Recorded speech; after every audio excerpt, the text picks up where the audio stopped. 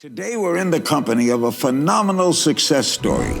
Dean Graziosi is a multimillionaire, New York Times best-selling author. Talking about over 1 million books sold total. We have a living legend, Dean Graziosi. And we have a living legend when it comes to personal development. You're talking about a man who's hundreds of millions of dollars in sales. One of the biggest names in the history of this segment. He's also reaching millions of people online and is live. So much. You've impacted so many lives. Literally booked this event because we wanted you to come speak at this event.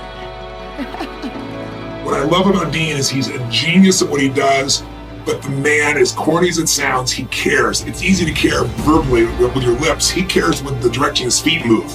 Hey guys, it's about 6 a.m. I'm on the top of Camelback Mountain. What's up, what's up? What's up, what's up? What's up, what's up? What's up, what's up? Just got done running the mountain. Well, it's entrepreneurs like Dean that are helping make the world a better place. What's even more remarkable is Dean started by chopping wood, rebuilt in a trailer. You're a powerful, big spirit. Sometimes it takes someone seeing in you what you don't even see in yourself. His ability to captivate and inspire people. And so there's so much wisdom in there. Incredible generosity and your enthusiasm. Give it up for Dean. The man changed my life. All right, Dean. So thank you so much for joining us today. I am just thrilled that you're giving us some of your time. I know you're a busy guy. And all good, man. It's good to be here. Yeah, thank you. So I've been a big fan of yours for years and admiring what you've been doing. And I think a lot of it has to do with the fact that you've been so good at being scrappy with how you learn things and how you approach things and how you get things out in the world. And I know you, just like me, you don't have a really rigorous formal education background. Yeah, true story. True story. That you were able to get there. So for some of the people in my audience that may not know a lot about your background, do you mind sharing real briefly kind of how you got to where you are today? Yeah, first off, man, it's a pleasure to be here with you. It was awesome meeting you in Vegas last year. I've been watching you and seeing your comments and your feedback and watching what you do and what you give to the world.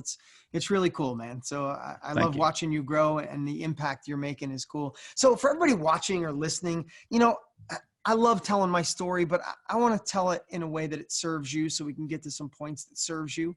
Cool. You that's listening. Because here's the thing. I know there's a million things you could be doing right now. There's a million videos you could be looking at or podcasts listening to. You're spending time with Dave and I don't want to mess around, but I also want to let you know where I come from. So it gives you the ability to see, oh, he gets it.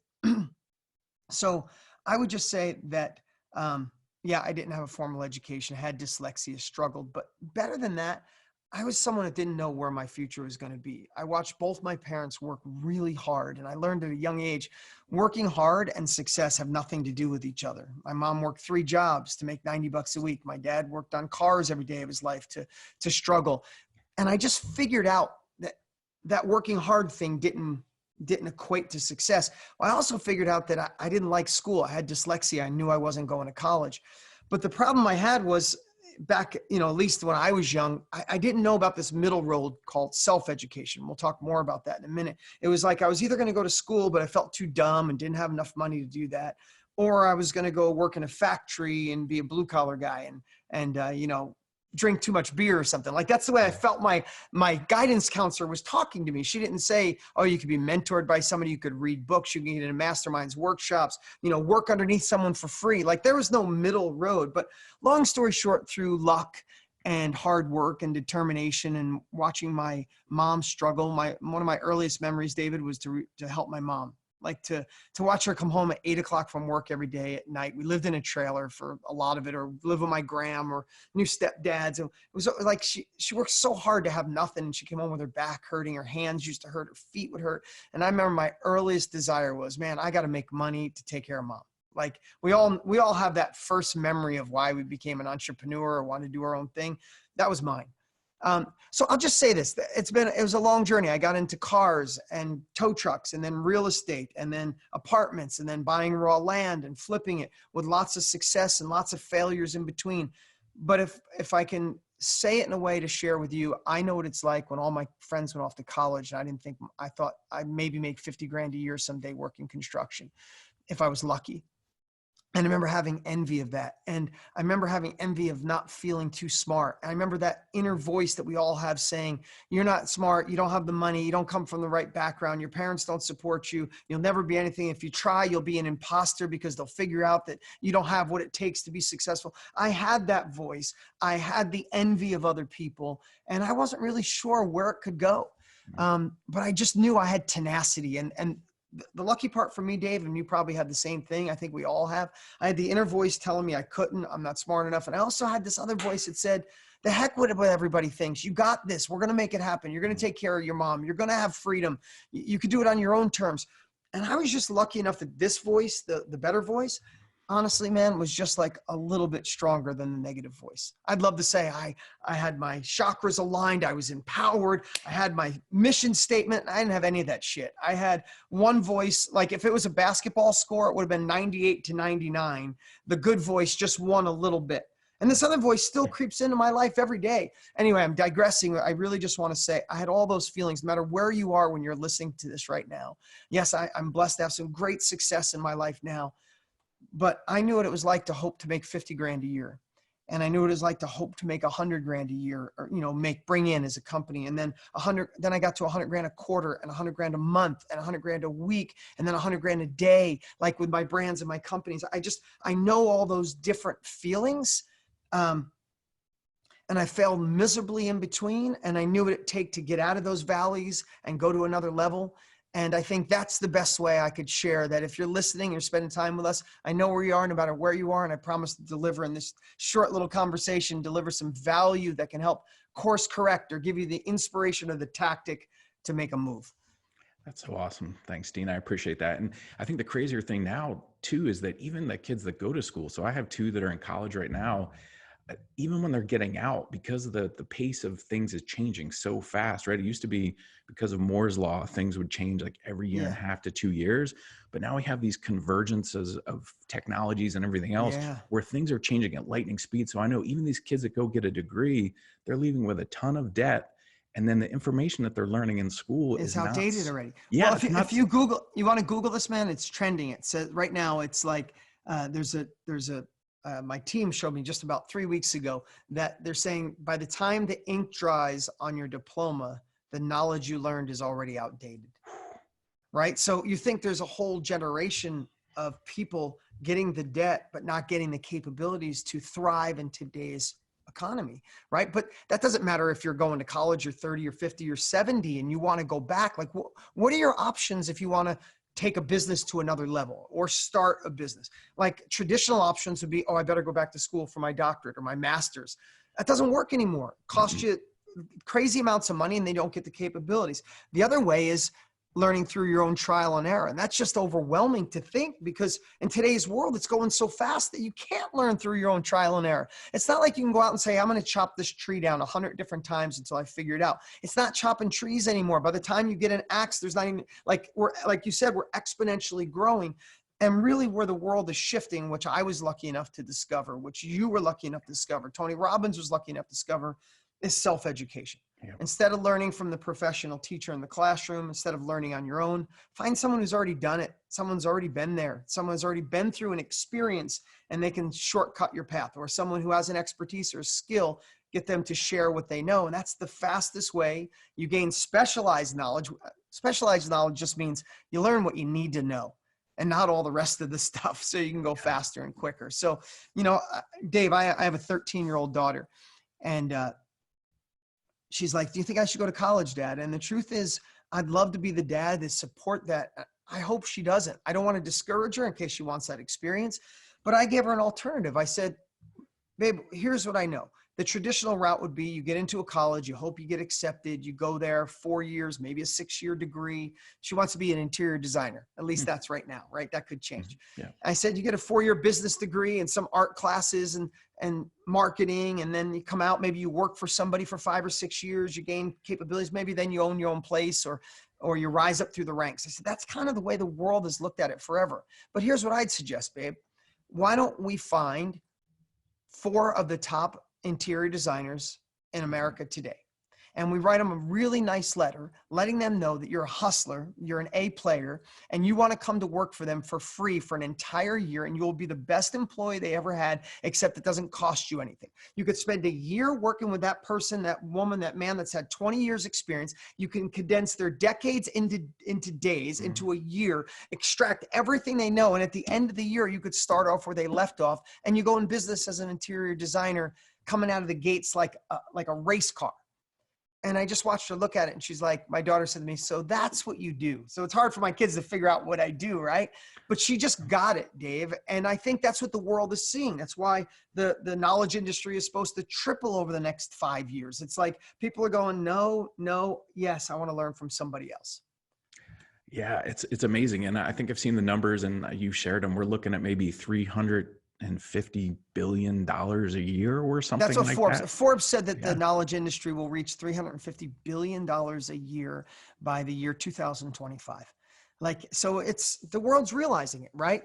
And I'm not saying, that big number, that means that you get, if you're in the knowledge industry, you make hundreds of millions of dollars for doing nothing. Like, that's not what I'm saying. But if we're going to be a part of something, I want to be a part of something that's on its way up. I want to help fix a big problem. That's the current education system. So these two convergence of broken education system and people realizing they can learn from others, and then having abilities to learn from each other, like you and I are doing right now. We're in different states and we can communicate live just like that. The world is shifting. And, it's one of the reasons Tony and I have been screaming from mountaintops to teach everyone to jump into this industry, help solve a problem, be a part of something that fills your soul, help other people go faster, and create success doing it. Yeah. And I think there's one other pocket, I guess, of the population that needs to open their eyes to this. And it's people that need to do upskilling. So maybe they've been in a position. Absolutely. Yeah. Maybe they've been in a position for a while, and maybe their thing, because of technology, could get lost to robots, or maybe there's some other automation that's going to happen, or maybe they just need to upskill to stay on top of things. So even those folks, that need to pick up on those new skills, those self-education. Dude, I love that term, upskill, and it's kind of trending right now, but because it's true. It's like so many times we're programmed, we go to school, and that's when our education stops, when we're done, right? 4 years, 6 years of school. Like, that's when it needs to begin. And that's the best definition. Upskilling. I mean, Ginny Rometty, she's the CEO of IBM. She just said, I'm not worried about hiring white collar or blue collar anymore. I want to hire new collar people.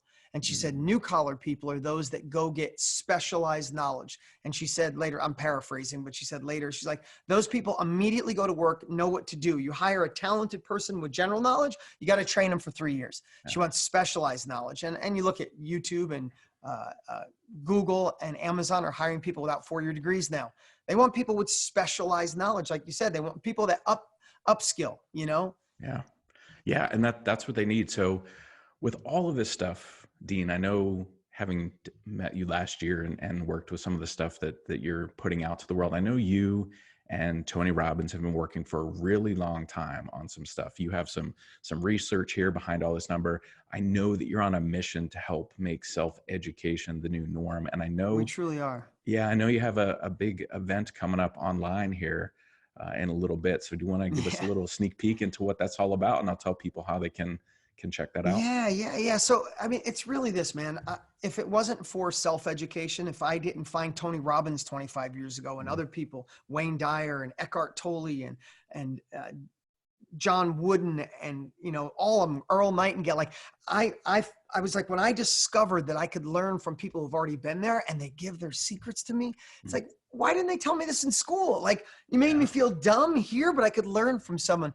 Self-education changed my life. And Tony was a big part of that. I love that we're dear friends now, but 25 years ago, I just gave him money. He gave me education. My life changed, right?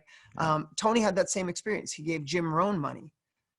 Every dollar he had when he was living in a car, and that knowledge changed Tony Robbins' life. Yeah. And he went down the self-education path. So we've been friends for over a decade talking about this. And we said, now that it's becoming the new norm, how do we create a gold standard process for people if they've gone through a really tough time and came out the other side? There's people willing to cut a check to go faster through that. Instead of going through the dip of life, they'd rather have you help them with that experience to go faster.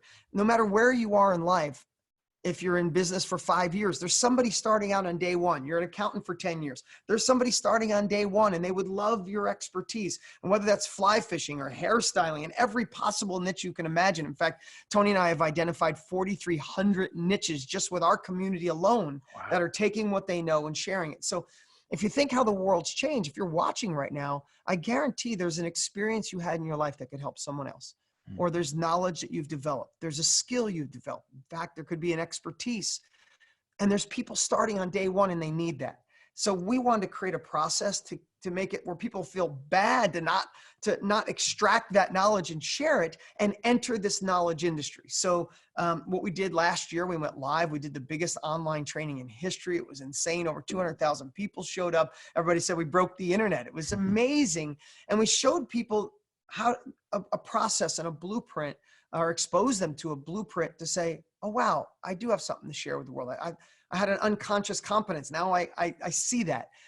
So we are doing it again on February 27th. We're doing another live training. We only do it once a year. A lot of people had FOMO. They missed it last year. And we're now we have 2 years under our belt. We're in 150 countries. 25,000 students strong, over 4,000 niches identified, regular people from all over figuring out their superpower. Like, wow, I am good at that. And wow, those people want what I have, and impacting their lives and taking their own success to another level. And we plan on rocking the house on February 27th. So we're really excited. I know you'll be there, Dave. I hope everybody watching or listening will join us. Yes, I'll most definitely be there. And if you are watching or listening, you can go to daveskbb.com. That's daveskbb.com. I'll make sure the link is there in the show notes for you, or on YouTube. Yeah, and when you get to that page, you'll see the details and the time and the date, and you can register. Now, here's the thing. I'm betting if you have any intrigue about this conversation today, if you follow Dave, which you're really smart to do so, you're going to go register. But you have to show up too. Because there's nothing like live. The chat is live. We're live. It's the energy of live that really changes everything. And if you came on the 29th, which there's 29 days in February this month, you'll miss it. So February 27th, go register. You said it, daveskbb.com. Reserve your spot. Put it in your phone. Write it on your hand. Put it on your refrigerator, on your laptop, and show up, because we're going to have a blast. Yeah, I can't wait, Dean. Thank you so much for joining us again today, and I can't wait for this event. I'm going to get registered as soon as you guys will allow me to do so. And I'll make sure that everybody comes and checks it out, because I'm so glad that I checked it out last year. And what a lot of people don't know, I was one of the first people in the entire world to go through some of the training that you released last year. And I want to do that again this time. Yeah. One last thing, Dave, I didn't mean to cut you off, but if you watched last year, it really became a movement.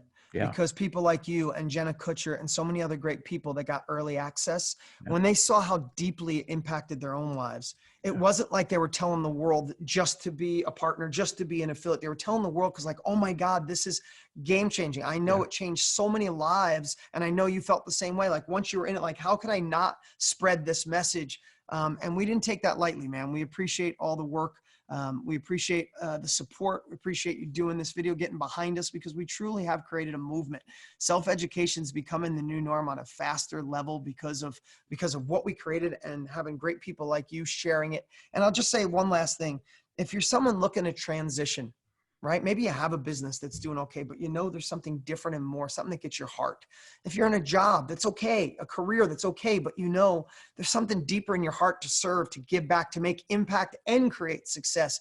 If that just covers you at all, then go to Dave's KBB, reserve your spot, and show up. I think you'll be pleasantly surprised. Awesome. Dean, thanks again. I appreciate you, man. Dave, you're awesome, man. See you soon. Okay. All right. Thanks. See you.